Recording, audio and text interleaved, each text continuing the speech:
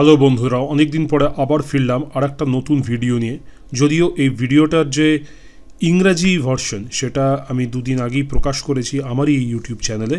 ছাত্রবন্ধুদের জন্য আমি এবার বাংলা ভার্সনেতে এই একই বিষয়বস্তু নিয়ে আসছি, যাতে করে যে সমস্ত ছাত্রদের বাংলা বুঝতে বেশি সুবিধা বোধ হয়, ইংরাজিটাতে তারা ততটা স্বাচ্ছন্দ্য বোধ করে না, এই সমস্ত ছাত্রদের জন্য এই বিষয়টা যাতে বোধগম্য হয়ে ওঠে এবং তারা যেন বুঝতে পারে যে ঠিক কীভাবে অল্প সময়ের মধ্যে সঠিক পদ্ধতি প্রয়োগ করে এই বৃহৎ সিলেবাসটা সম্পূর্ণ করা সম্ভব। তো তার আগে আমার যেটা দরকার সেটা হচ্ছে সিলেবাসটাকে আনবার জন্য আমি একটা গুগলের পেজ খুলে রেখেছি। সেই পেজ আপনারা নিজেদের স্ক্রিন দেখতেই পাচ্ছেন। এই পেজের ওপরে গিয়ে আমি আমার যে খোঁজার যে সার্চ কিওয়ার্ড আছে সেই কিওয়ার্ডটা আমি এখানে লিখব। আমি লিখছি HOSPITAL ম্যানেজমেন্ট, MANAGEMENT, তারপরে সিলেবাস দেবো SYLLABUS, যে ইউনিভার্সিটির নাম সেটা এবার দিয়ে দিচ্ছি এখানে MAKAUT। এই সিলেবাসটা আমি আগে বেশ কয়েকদিন ধরে দেখেছি এবং তাই জন্য এটা খুব ওপরে দেখাচ্ছে। আমি ক্লিক করলাম, ক্লিক করতে গিয়ে দেখছি যে দ্বিতীয় যে সিলেবাসটা রয়েছে, ইনফ্যাক্ট এখানে আমাকে দুটো সিলেবাস দেখাচ্ছে, তার মধ্যে দিয়ে দ্বিতীয় সিলেবাসটাকে আমার লেটেস্ট বলে মনে হচ্ছে, কারণ এখানে সালটা উল্লেখ করা রয়েছে। তো আমি এই সিলেবাসটার উপরে ক্লিক করছি। ক্লিক করার পরে যেটা চোখের সামনে খুলছে আপনারা দেখতে পাচ্ছেন, সেটা হচ্ছে এই যে হসপিটাল ম্যানেজমেন্ট যে কোর্স রয়েছে মাকাউতের আন্ডারে, এই কোর্সটার সম্পূর্ণ সিলেবাস বিস্তারিতভাবে রয়েছে। তাই জন্যে এই টোটাল সিলেবাসটা যে ডকুমেন্টটা PDF দেখা যাচ্ছে তার পাতার সংখ্যা হচ্ছে 40। 40টা পাতা নিয়ে তো আজকে আমরা নিশ্চয়ই আলোচনা করব না। আমরা শুধু আলোচনা করব যে কোনো একটা সাবজেক্ট নিয়ে আজকের জন্য। সেই যে সাবজেক্টের নাম সেটা হচ্ছে প্রথম সেমিস্টারে পড়ানো হয়, এখানে লেখা রয়েছে মেডিকেল টার্মিনোলজি। এই সাবজেক্টটা হচ্ছে আজকে আমাদের আলোচ্য বিষয়। যদিও এই প্রথম সেমিস্টারেতে আরও 4টে সাবজেক্ট আছে, মানে সব মিলিয়ে টোটাল 5টা সাবজেক্ট আমাদেরকে পড়তে হবে। আজকের ভিডিওটির জন্য আমি শুধুমাত্র একটি সাবজেক্ট মেডিকেল টার্মিনোলজি বেছে নিয়েছি। তো আমি এই সাবজেক্টের যে বিস্তারিত বিষয়গুলো রয়েছে সেই বিস্তারিত বিষয়গুলো দেখার জন্য একটু খানিকটা নিচে এগিয়ে নিয়ে যাব। আমি এগোতে গিয়ে দেখছি আমি প্রথম সেমিস্টারের যে বিস্তারিত ভাগগুলোতে ঢুকে গেছি। এখানে আমার দেখাচ্ছে সাবজেক্ট কোড BHM 101, যেই সাবজেক্ট কোডের নাম principles of management and organization behaviour. Obviously এই বিষয়টা আজকের নয়, এটা নিয়ে অন্য কোনো আর একদিন অন্য কোনো একটা ভিডিওতে এই জিনিসটা রিভিউ আমরা করব, পর্যালোচনা নিশ্চয়ই করব। এইটা হচ্ছে ইংরাজির একটা বিষয়, অনেকে এই বিষয়টা নিয়ে জেনে থাকতে পারে, সুতরাং এই বিষয়টা নিয়ে খুব বিস্তারিতভাবে পর্যালোচনা আমি কোনো ভিডিওতেই করব না, আপাতত সেরকমই ইচ্ছা রয়েছে। আমার আজকের যে বিষয়টা সেটা হচ্ছে এই পার্টিকুলার সাবজেক্ট কোডটা। দেখুন আমি সাবজেক্ট কোডের জায়গায় হাইলাইট করেছি BHM 103। এটা হচ্ছে আসলে মেডিকেল টার্মিনোলজি পেপার 1-এর সাবজেক্ট কোড। কিন্তু এখানে একটু অসুবিধা আছে, সেটা দেখতে পাচ্ছি যে ওপরে যে সাবজেক্টের নাম দেওয়া রয়েছে সেটা হচ্ছে principles of management and organization behaviour. তো ঠিক একই রকমের সাবজেক্টের নাম আমরা কিন্তু একটু আগেই দেখে এসেছি। যদি ভুলে গিয়ে থাকেন তাহলে আরেকবার ওপরে নিয়ে গিয়ে আপনাদের দেখিয়ে দিচ্ছি। দেখুন এখানেও লেখা রয়েছে এই BHM পেপার কোড 101-এর ওপরেও লেখা রয়েছে principles of management and organization behaviour. সুতরাং এটাকে ধরে নেওয়া যেতে পারে যে এটা কোনো একটা অনিচ্ছাকৃতভাবে একটা মিস্টেক হয়ে গেছে, যেটা আমাদের অবভিয়াসলি মিস্টেক ধরানোটা যেহেতু আজকের বিষয় না, আমরা সেখানে আসছি না। আপাততভাবে যেটা বক্তব্য সেটা হচ্ছে এইটা হচ্ছে আমাদের সিলেবাস, যে সিলেবাসটাকে আজকে আমরা পর্যালোচনা করব। বিভিন্ন যে বিষয়গুলো এই সিলেবাসে আলোচিত রয়েছে সেই বিষয়গুলোকে একটুখানি করে জানবো এবং তারপর বোঝার চেষ্টা করব যে এই যে এতগুলো বিষয় রয়েছে এই সবকটা বিষয়কে খুব অল্প সময়ের মধ্যে কিছু সূক্ষ্ম পদ্ধতি প্রয়োগ করে আমরা টোটাল মানে পুরো যে পাঠ্যক্রমটা রয়েছে এটাকে আমরা খুব অল্প সময়ের মধ্যে কী করে নিজেদের আয়ত্তে করে নিতে পারবো। তো আর বেশি দেরি না করে এবারে চলুন শুরু করি এই সিলেবাসটার, এই পাঠ্যক্রমটার যে নির্দিষ্ট যে ভাগগুলো রয়েছে এই ভাগগুলোর আলোচনা দিয়ে। আচ্ছা, তাহলে প্রথমে যে জিনিসটা আমি করব সেটা হচ্ছে যে সাবজেক্টটা আমি দেখছি সেই সাবজেক্টটার নামটাকে আমি আগে ঠিক করে নেব। এখানে আমি পাশে ঠিক নামটা এখানে লিখছি, ইংরেজিতেই লিখছি কথাটা। মেডিকেল টার্মিনোলজি,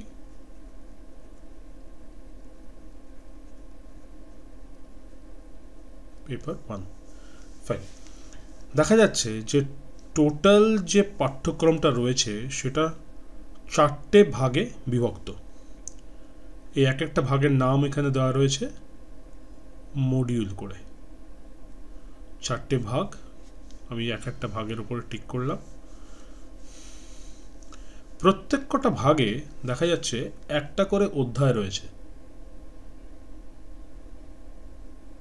মডিউল 1-এ একটা অধ্যায় যার নাম বেসিক্স অফ হিউম্যান বডি। মানেটা কি বেসিক্স অফ হিউম্যান বডি বলতে, সেটা পরে আসছি। মডিউল 2-তে একটা অধ্যায় যার নাম বেসিক্স অফ হিউম্যান সিস্টেম। তারপরে মডিউল 3-তে গিয়ে যে অধ্যায় সেটার নাম বেসিক্স অফ মেডিকেল টার্মিনোলজি, এবং মডিউল 4-এ গিয়ে যে অধ্যায় সেটার নাম বেসিক্স অফ প্রেসক্রিপশন রিডিং। ভালো কথা। এই যে এক একটা অধ্যায়ের নিচে যে সমস্ত বিষয়গুলো লেখা রয়েছে সেই এক একটা বিষয়কে আমি বলতে পারি টপিক, কারণ সিলেবাসেতেই টপিক নামটাই দেওয়া রয়েছে। প্রথমে আমি দেখে নিচ্ছি যে এই এক একটা মডিউল বা ভাগে কতগুলো করে টপিক আছে। সেটা যদি আমি গুনতে হয়, আমি প্রথম টপিক যার নাম level of organization of human, এখানে আমি 1 লিখলাম। বডি প্লেনস, এটা আমার দ্বিতীয় টপিক। তৃতীয় টপিক বেসিক এক্সামিনেশন পজিশনস, আর চতুর্থ টপিক এটা হচ্ছে আমার তৃতীয়, আর চতুর্থ হচ্ছে এইটা। তাহলে টোটাল টপিকের সংখ্যা প্রথম ভাগেতে হচ্ছে 4। আসছি এবার দ্বিতীয় ভাগ বা দ্বিতীয় মডিউলে। দ্বিতীয় মডিউলের একটা বিশেষত্ব আছে। বিশেষত্বটা হচ্ছে যে প্রত্যেক কটা টপিক বা বিষয়ের আগে একটা করে কথা রয়েছে, যেটা প্রত্যেক কটা টপিকেই রয়েছে। প্রত্যেকটা টপিকেই এই ফান্ডামেন্টাল কথাটা রয়েছে। সুতরাং দেখি কতগুলো ফান্ডামেন্টাল কথা রয়েছে। সেই ফান্ডামেন্টাল কথাগুলোকে যদি গুনতে পারি তাহলেই টোটাল যে বিষয়ের সংখ্যা রয়েছে মডিউল 2-তে সেটা পাওয়া যাবে।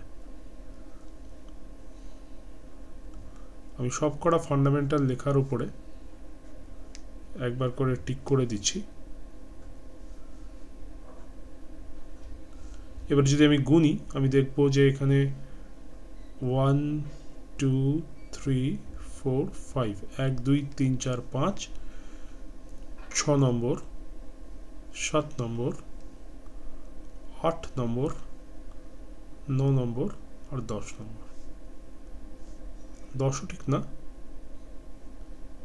এখানে আর একটা টিক হবে 11। টোটাল 11খানা টপিক আছে বা বিষয় আছে দ্বিতীয় ভাগের অন্তর্ভুক্ত। তৃতীয় ভাগে কি কি আছে এবং সেগুলো কতগুলো সেগুলো দেখি। প্রথমটা দেখছি 1, তারপর এটা হচ্ছে এই ওয়ার্ড ফর্মেশন অ্যান্ড সিনট্যাক্স, মানে এটা হচ্ছে দ্বিতীয়। গ্রিক অ্যালফাবেট, এটা হচ্ছে তৃতীয়। Greek and Latin prepositional and adverbial prefixes, এটাকে আমি চতুর্থ ধরছি। সিঙ্গুলার অ্যান্ড প্লুরাল এন্ডিংস, এটাকে আমি পঞ্চম ধরছি। ষষ্ঠ ধরছি commonly use prefixes in medical terminology. 7th বা সপ্তম হচ্ছে commonly used suffixes in medical term. দেখবেন একটু ভালো করে, কথা বাকি পুরো লাইনগুলো প্রায় একই রকম শুনতে, শুধু তফাৎ হচ্ছে এইখানেতে যেখানে আমি টিকটা করছি।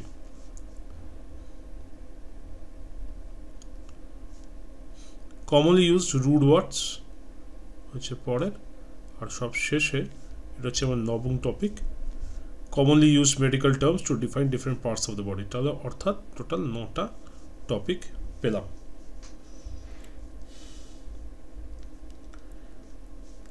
চতুর্থ ভাগে যদি যাই তাহলে দেখব 3টে। একটা হচ্ছে common Latin terms used in prescription writing, তারপর একটা study of standard abbreviations used in prescription, তারপর একটা study of common abbreviations used in department of hospitals. তাহলে এখানে হচ্ছে আমার 3টে। তার মানে সম্পূর্ণ টপিক্সের সংখ্যা যদি আমি বলতে হয় সেটা কি আসছে, প্রথম মডেলে তো 4টে, তারপরে মডেলে হচ্ছে 11 প্লাস যোগ 4 সমান সমান 15, তারপরে মডেলে হচ্ছে 15 যোগ 9 সমান সমান 23 নয় 24, আর এদিকে 24-এর সঙ্গে 3 যোগ করলে হয় হচ্ছে। তাহলে টোটাল এতগুলো টপিক আমাকে সম্পূর্ণ রূপে জানতে হবে যদি আমাকে এই মেডিকেল টার্মিনোলজি ফার্স্ট সিলেবাসটা শেষ করতে হয়। তো প্রশ্ন হচ্ছে এখানে যে কি করে এই বৃহৎ সিলেবাসটা শেষ করা যাবে,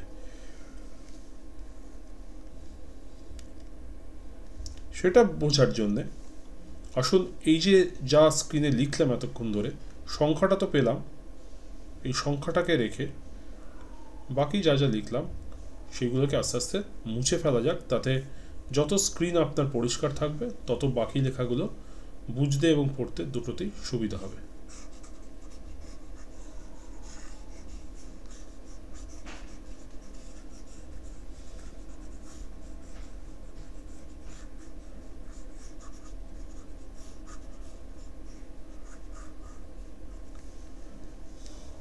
প্রত্যেক কটাতে যতগুলো করে টপিকস আছে সেইটা লেখা এবং টোটাল ভাগে সম্পূর্ণ ভাগগুলোকে একত্রিত করে যতগুলো টপিকস হচ্ছে সেইটাকে লেখা। এই অবস্থায় দাঁড়িয়ে আমরা শুরু কি করে করব যাতে অল্প সময়ের মধ্যে সঠিক পদ্ধতিতে সব কটা বিষয়ের সম্পর্কে একটা ধারণা করতে পারি, সেই করার জন্য শুরুটা আমরা ঠিক কি করে করব সেইটা এবার দেখতে গিয়ে আমার সাবজেক্টের নাম কি ছিল, মেডিকেল টার্মিনোলজি। আর এই সাবজেক্টটা ইন্ট্রোডিউস কোথায় হচ্ছে, অর্থাৎ সূচনা কোথায় হচ্ছে সাবজেক্টের সূচনা হচ্ছে মডিউল 3 এর প্রথম বিষয়। পুরো বিষয়টা হচ্ছে ইন্ট্রোডাকশন টু মেডিকেল টার্মিনোলজি। সুতরাং মেডিকেল টার্মিনোলজি বিষয়টাকে নিয়ে যদি একটা সার্বিক ধারণা করতে হয় আমাকে সূচনাটাকে করতে হবে খুব ভালো করে। আর এই সূচনাটাকে দেখছি আছে তৃতীয় ভাগের 3য় অধ্যায়, কারণ এখানে অধ্যায়ের সংখ্যা আর ভাগের সংখ্যা যেহেতু সমান, তাই জন্য আমি এইভাবেই বললাম যে 3য় ভাগের 3য় অধ্যায়। এটা অ্যাকচুয়ালি হবে হচ্ছে 3য় ভাগের মানে মডিউলের প্রথম অধ্যায়। যাই হোক, বিষয়টার নামটা যেটা দেওয়া রয়েছে ইন্ট্রোডাকশন টু মেডিকেল টার্মিনোলজি, এইটাকে আমাদেরকে বেশ ভালো করে করতে হবে। এখানে আমরা জানবো যে মেডিকেল টার্মস কাকে বলে, মেডিকেল টার্মস আমরা বাস্তব জীবনে কোথায় কোথায় দেখতে পাই, কি কাজে লাগে আমাদের। একজন হসপিটাল ম্যানেজমেন্ট এর পড়ুয়া হিসাবে বা যখন আমি ভবিষ্যতে হসপিটালে কাজ করব সেই হসপিটালের কর্মী হিসাবে আমার এই যে সাবজেক্টটা আছে এই সাবজেক্টটার ঠিক দৈনন্দিন ভূমিকাটা কি, এগুলো সবই আমাদেরকে এই সূচনার যে ওটা রয়েছে সূচনা দিতে আমরা জানতে পারি। তো এই সূচনার থেকে আমরা যখন অধ্যায় 3 শুরু করলাম সূচনাটাকে দিয়ে, আমরা এবার আস্তে আস্তে বাকি যে বিষয়গুলো রয়েছে এই বাকি বিষয়গুলোতে পড়া শুরু করতে পারি। বাকি বিষয় বলতে এখানে আমার টোটাল 9টা মাত্র বিষয় রয়েছে। 9টার মধ্যে প্রথমটা তো সূচনায় গেল, তারপরে এবার বিভিন্ন দিকগুলোকে আসছি। এখানে একটা খুব চালাকি করে সিলেবাসটা শেষ করার উপায় খুঁজে পাই। কীরকম উপায় খুঁজে পাই দেখুন, এখানে আমার কি লেখা রয়েছে পরবর্তী বিষয়গুলোতে, ইউজড প্রেফিক্সেস, ইউজড সাফিক্সেস, অর্থাৎ যখন আমি কোনো ওয়ার্ড ফর্মেশন করছি, যখন আমি কোনো মেডিকেল টার্ম বা পরিভাষা যখন আমি তৈরি করছি, তখন কি বিষয়ের উপর পরিভাষাটা তৈরি হচ্ছে সেটা তো আমার জানা প্রয়োজন। এখানে বিষয়গুলো কিন্তু এখানে সরাসরি বলা নেই, বরং এই যে বিষয়গুলো বলা রয়েছে আমার 2য় ভাগের বিভিন্ন বিষয়গুলোর মধ্যে, অর্থাৎ টপিকস যেগুলো 2য় ভাগে রয়েছে এইগুলো খানিকটা অংশ আমার জেনেই যাব যদি আমি এই তৃতীয় ভাগের বিষয়গুলোকে বিস্তারিতভাবে করতে যাই। অর্থাৎ যেটা দেখতে পাচ্ছি, আমি যদি তৃতীয় ভাগ বা মডিউল 3 আগে শুরু করি এবং এই মডিউল 3টাকে যদি আমি ভালো করে করি, যেহেতু মডিউল 3টা পুরোপুরিভাবে মডিউল 2 বা ভাগ বা দ্বিতীয় ভাগের সাথে সম্পূর্ণভাবে একই সূত্রে গঠিত, সুতরাং মডিউল 3 এর বিষয়গুলো পড়তে পড়তে আমার মডিউল 2 নিয়েও যথেষ্ট ভালো একটা ধারণা জন্মে যাবে। অর্থাৎ দেখুন, আমি যদি মডিউল 3 আর মডিউল 2টাকে একসাথে পড়তে পারি, তাহলে টোটাল যে আমার 27টা বিষয় রয়েছে, এই 27টা বিষয়ের মধ্যে 20টা বিষয়, অর্থাৎ দ্বিতীয় ভাগের 11টা আর তৃতীয় ভাগের 9টা, 11 আর 9 যোগ করলে হয় টোটাল 20টা, এই 20টা বিষয় আমি একবারে শেষ করতে পারবো। সুতরাং এখানে আমাকে একটু বেশি সময় দিতে হবে, এখানে আমাকে একটু বেশি মনোযোগ দিতে হবে, এবং এইটাই যদি আমি প্রথমে করি তাহলে দেখব আমার বাকি ভাগগুলো অনেক বেশি সহজে বুঝতে পারছি। তার মানে এতক্ষণ অবধি আমরা ভিডিওটাতে কি জানলাম? শুরু করা উচিত হবে 3 নম্বর মডিউলটাকে দিয়ে, 3 নম্বর মডিউলের প্রথম বিষয়টাকে দিয়ে, যেখানে টোটাল মেডিকেল টার্মিনোলজি সাবজেক্টটার প্রতি আমাকে একটা সার্বিক ধারণা দেওয়ার কথা বলা আছে। এই সার্বিক ধারণাটাকে নেওয়ার পরে আমি যখন কিছুটা বিস্তারিত ধারণার দিকে যাব, অর্থাৎ বাকি যে তৃতীয় ভাগের বিষয়গুলো রয়েছে সেই বিষয়টা নিয়ে যখন পঠন পাঠন করব, সেই কাজের মধ্যেই খানিকটা দ্বিতীয় ভাগের বিষয়গুলোর পঠন পাঠনও সম্পূর্ণ হয়ে যাবেই। এখানে আমি যত ভালো করে করব তৃতীয় ভাগটা, তত বেশি বিস্তারিতভাবে আমার দ্বিতীয় ভাগটাকে আমি সম্পূর্ণ করে ফেলতে পারবো। অর্থাৎ তৃতীয় এবং দ্বিতীয় এই যে দুটো ভাগ রয়েছে পাঠ্যক্রমের বা সিলেবাসের, এই দুটো ভাগকে আমি একই সাথে পড়তে পারি, তাতে একই সময়ে আমি অনেক বেশি টপিকস শেষ করে ফেলতে পারবো। এটাই হচ্ছে মূল কথা।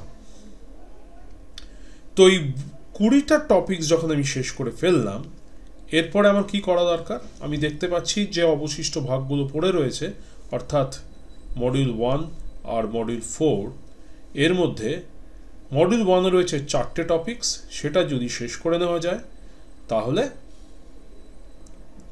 আমার ম্যাক্সিমাম টপিকসগুলো শেষ হয়ে যাচ্ছে এবং প্রথম দিক থেকে একটা ধারাবাহিকভাবে ভাগগুলো সম্পূর্ণ হচ্ছে।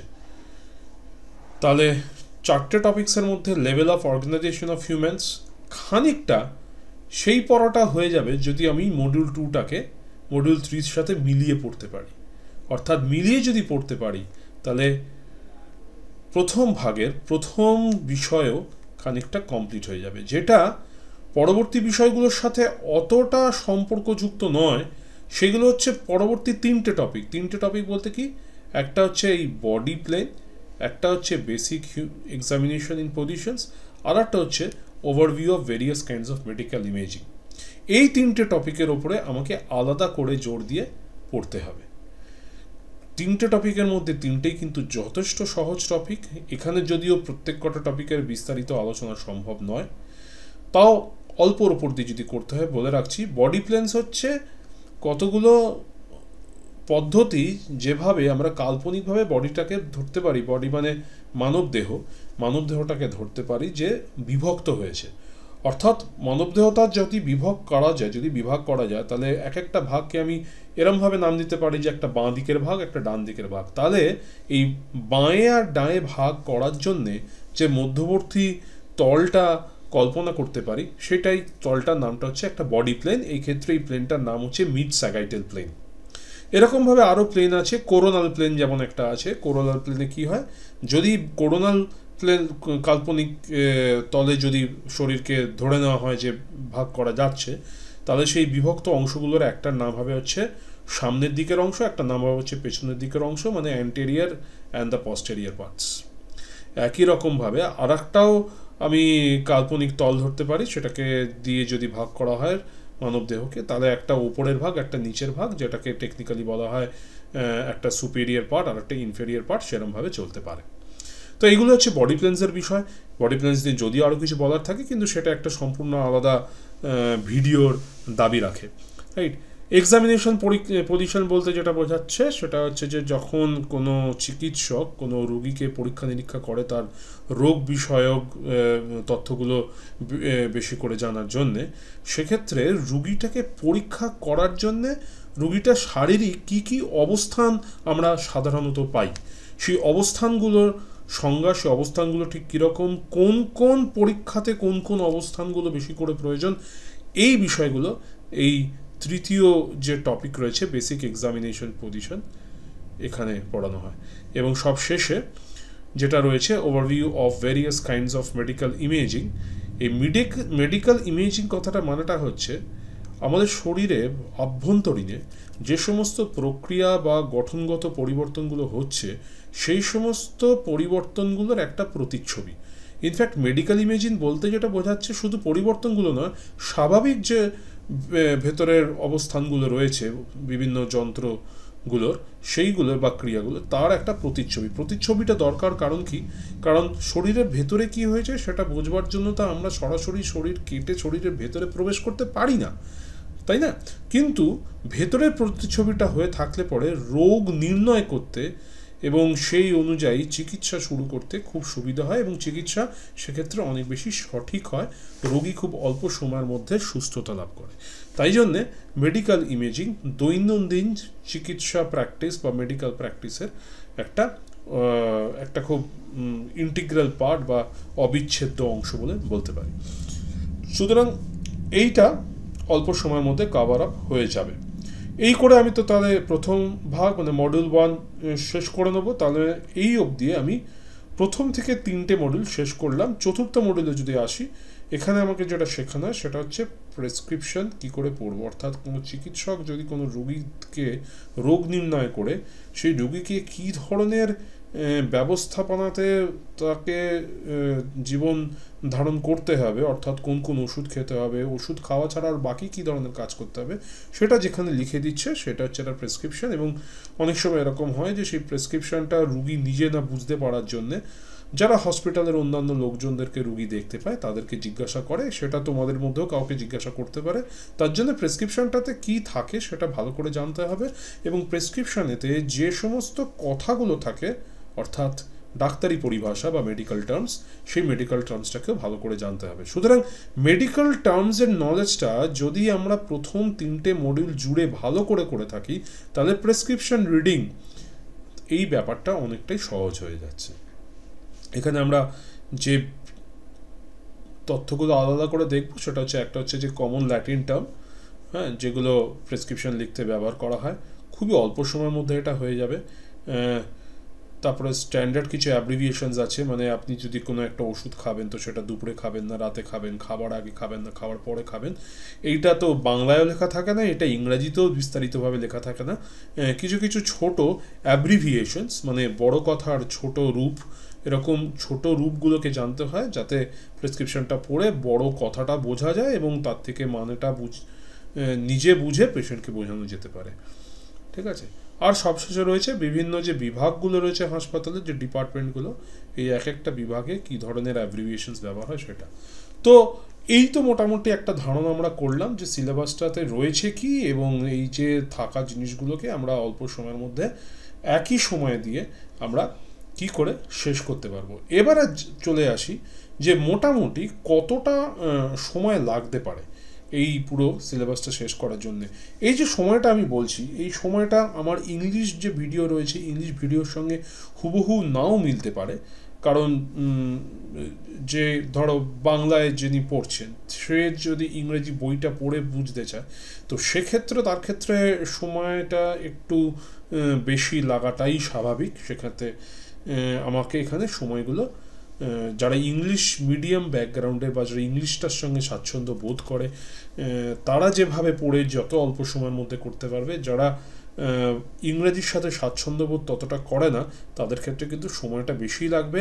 কারণ তার মুখ্য কারণটা হচ্ছে যে বইগুলোকে পড়ে আমাকে এই সিলেবাসটা শেষ করতে হবে, সেই বইগুলো এখানে যেমন নাম দেওয়া রয়েছে, 2টো বইয়ের নাম দেওয়া রয়েছে, এই বইগুলো সবই হচ্ছে ইংরেজিতে লেখা এবং যেহেতু বইগুলো সব ইংরেজিতে লেখা, সেহেতু যারা ইংরাজির সাথে ততটা সড়গড় নয় বা স্বাচ্ছন্দ্য বোধ করে না, তাদের ক্ষেত্রে সময়টা একটু বেশি লাগবে। এই যে দুটো বই রয়েছে, কোনো আর একটা অন্য ভিডিওতে এই দুটো বইকেও আমি দেখাবো, দুটো বই নিয়েও আমি পর্যালোচনা করব, দুটো বইয়ের কোন জায়গা থেকে কতটা করে পড়লে পরে ভালো হয় সেই বিষয় নিয়ে আমি আলোচনা করব, কিন্তু সেগুলো সব অন্যান্য ভিডিওর আলোচ্য বিষয়। আপাততভাবে এই ভিডিওটাকে শেষ করতে হবে মোটামুটি একটা সময়ের আন্দাজ দিয়ে, যে কতটা সময় দিলে পরে আমার এই সিলেবাসটা খুব সুন্দর করে শেষ করে উঠতে পারে। তার জন্য আমার কি দরকার? প্রথমে যেটা দরকার সেটা হচ্ছে যেটা দেখছি সেটাকে সম্পূর্ণরূপে পরিষ্কার করে দেওয়া। তো আমি পরিষ্কার করার জন্য একটু সময় চেয়ে নিচ্ছি। প্রায় অনেকটাই পরিষ্কার করা হয়ে গেছে। আমি এই যে সংখ্যাগুলো রয়েছে, অর্থাৎ টপিকের সংখ্যা 4, 11 যোগফলগুলো আমি সবই মুছে দিচ্ছি। শুধু যেটা রাখতে চাইছি সেটা হচ্ছে আমার টোটাল নাম্বার অফ টপিকস, বা সেইটা আমি অন্য একটা জায়গায় লিখে দিচ্ছি। উপরে লিখে দিলাম টোটাল টপিকস হচ্ছে যেটা পেয়েছি 26 বা 27, যাই হোক যেটা পেয়েছি। আচ্ছা, এবারে আসছি সময়গুলোতে। দেখো, সময়টা নিয়ে যদি বলতে হয় তাহলে সকলের ক্ষেত্রে তো সমান সময় লাগে না, রাইট? তো সেই ক্ষেত্রে আমাকে একটা মিনিমাম সময়, ন্যূনতম যতটুকু প্রয়োজন আর সব থেকে বেশি যা লাগতে পারে দুটোকে নিয়ে আলোচনা করব। ধরো প্রথম মডিউলটা যদি বলি, যেহেতু মাত্র 4টে টপিক, আগেই দেখেছি মাত্র 4টে এখানে টপিক আছে, 4টে, এখানে 11টা, এখানে 9টা, আর এখানে 3টে। যেহেতু এরকম আছে টপিকগুলোর বিস্তার, তাহলে এই 4টে টপিকের জন্য আমি মনে করি, আমার পূর্ব যা অভিজ্ঞতা বলে, খুব কম করে হলেও এখানে, যেহেতু যারা যারা ইংরেজিতে স্বচ্ছন্দবোধ করে না, তাদের জন্য আমি এখানে 5 থেকে 6 ঘন্টা, তার বেশি সময় লাগার ওইটা লাগবে, ঠিক আছে? আর যাদের আরেকটু সময় লাগে তাদের ক্ষেত্রে এটাকে আমি 6 থেকে 7, তার বেশি লাগছে না। দেখুন, এই যে বিষয়টা রয়েছে বেসিক্স অফ হিউম্যান সিস্টেমস, মানে ভাগ 2, এখানে কিন্তু সময়টা সব থেকে বেশি লাগবে, কারণ এখানে টপিক্সের সংখ্যা অনেকটা বেশি।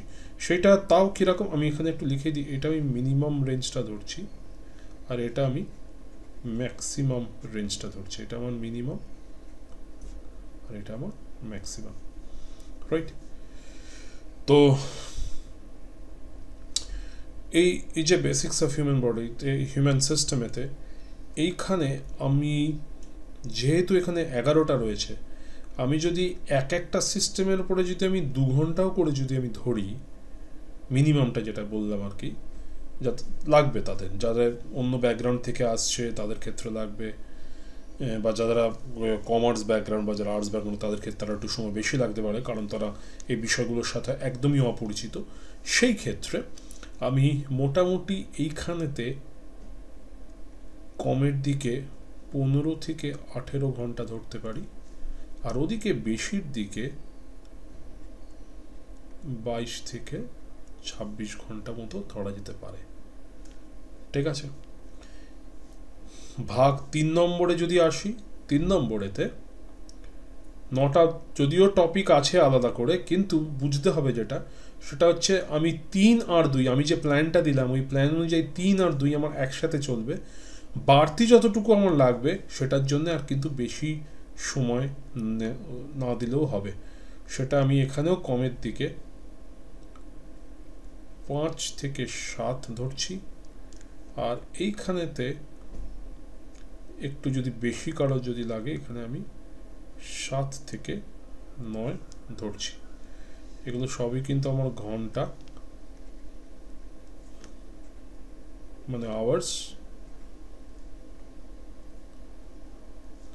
আর সবশেষে যেটা রয়েছে এখানে, এখানে বেশি একদমই লাগার কথা নয়। কমের দিকে আমি যদি 3 থেকে 4 ধরি, এখানে আমি 4 থেকে 5 ঘন্টা সময় হলেই আমার হয়ে যাওয়ার কথা, তাহলে দেখা যাক টোটাল আমার মিনিমাম এবং ম্যাক্সিমাম সময়টা কত আসছে। 15 + 5 20 + 5 25 and 3 28।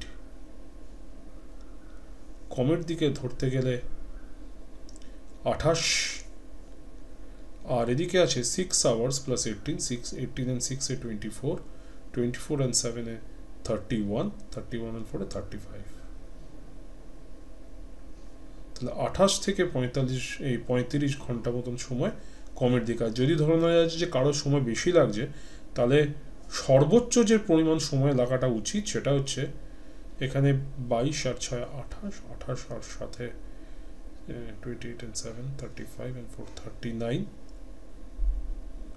থেকে এদিকে 26 আর সাথে 33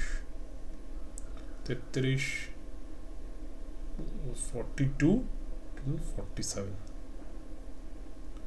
তাহলে মোটামুটি কি দাঁড়ালো, আমি যদি পুরো জিনিসটা মুছে দিয়ে একটা অন্য কালি দিয়ে যদি হাইলাইট করে যদি করি ব্যাপারটা, মোটামুটি দাঁড়াচ্ছে যে এই ক্ষেত্রে সেই ঘুরে ফিরে আবার 45 hours, আর এই ক্ষেত্রে সেই ঘুরে ফিরে আবার আসছে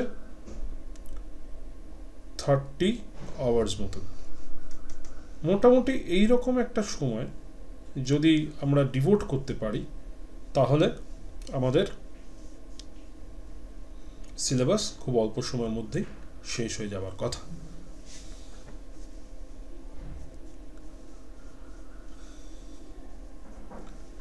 তাহলে বন্ধুরা, দেখে নিলাম কিভাবে অল্প সময়ের মধ্যে সিলেবাস শেষ করা যাবে। এখনো যে সময়টা রয়েছে সেই সময়টা যথেষ্ট। দিনে